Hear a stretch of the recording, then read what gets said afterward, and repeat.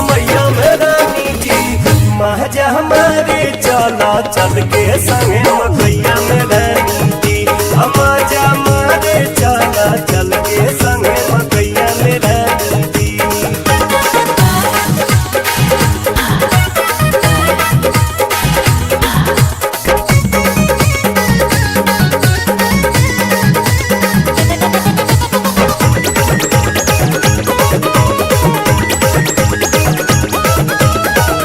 प्यार करे के डर बहकौने बात के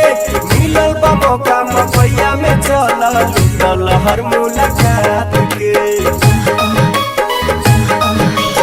इहे उम्र बा प्यार करे के डर बहकौने बात के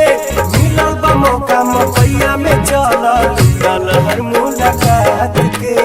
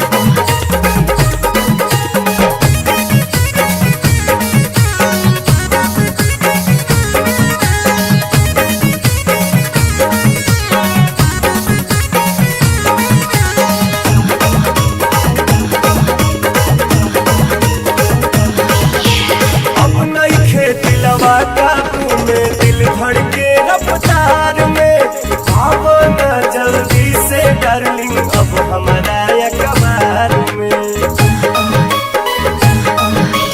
अब नहीं खेती लवा काबू में दिल धड़के रफ्तार में अब न जल्दी से